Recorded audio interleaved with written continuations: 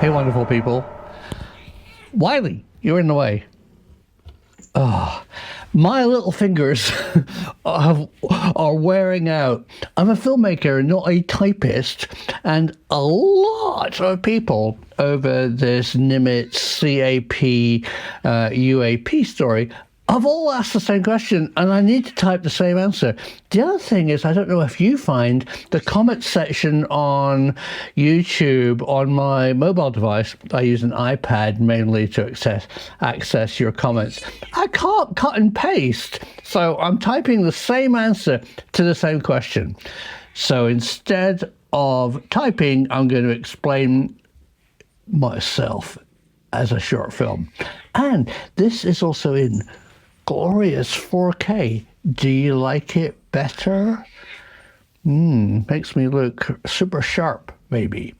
So your question is, hey, Professor, you claim that the Nimitz UAPs are American technology, but what about all those old UFOs going all the way back to Foo Fighters? That can't be laser-induced plasma. You're full of eep.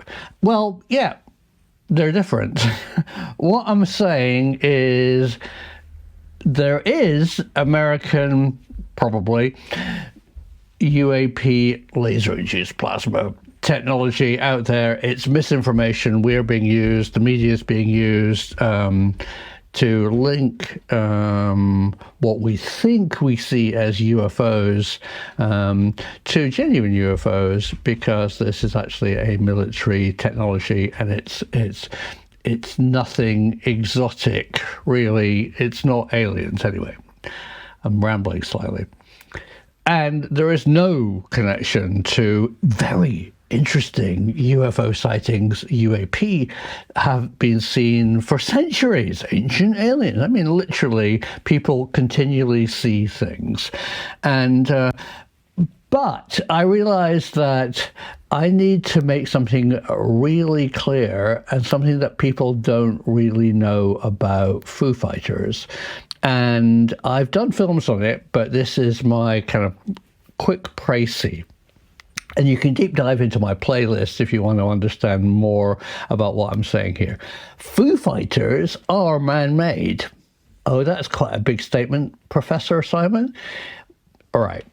So in World War II, Allied pilots saw these glowing balls of light. It turned out that they were plasma, ionized air, following, with intentions, their aircraft. And Winston Churchill instructed his backroom boys, get to the bottom of Foo Fighters, because could it be a secret technology? I mean, you can't say that word on YouTube. I'm really sorry.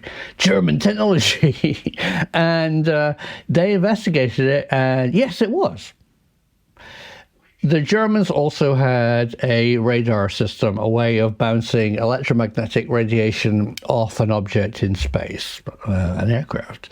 And instead of using quite a low power system, using cavity magnetrons and microwaves, the Germans just blasted RF energy up into space, into the air, and it ionized the air, causing something like a ball lightning. I mean, it was an ionized plasma ball, which would, of course, track the aircraft. So it looked like it was under, intelligent command. Well, it was.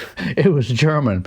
And those people beginning with the letter N who fought in Germany in World War II, thank you, YouTube,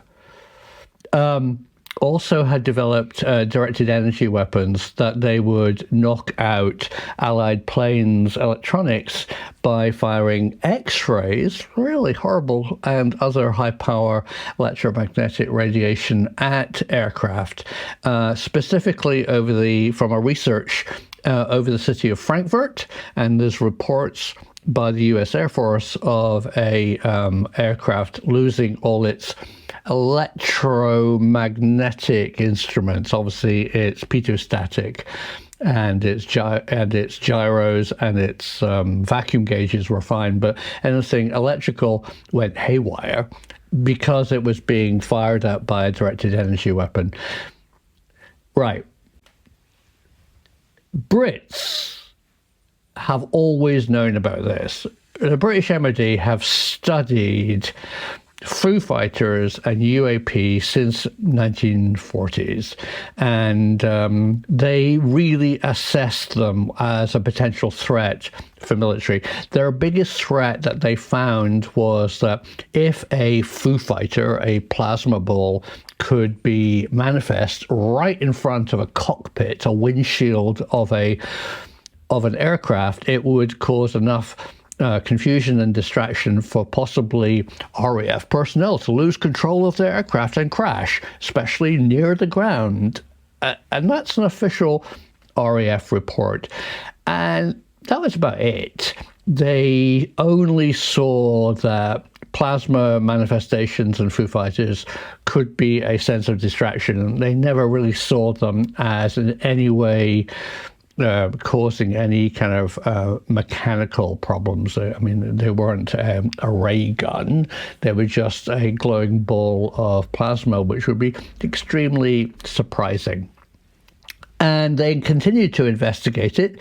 They also continued to do their own research into plasma effects, and that's one of my great areas of interest. And I know all about the advanced radar technology that was going on originally at Bawdsey in Suffolk, and then in Malvern, and even in Scotland, and the stuff that went on in Orford Ness, powered by Sizewell A nuclear power station, leading up to a large experiment which they carried out as a joint venture with the Americans in 1980 at a place called Rendlesham. But that is a massive other story.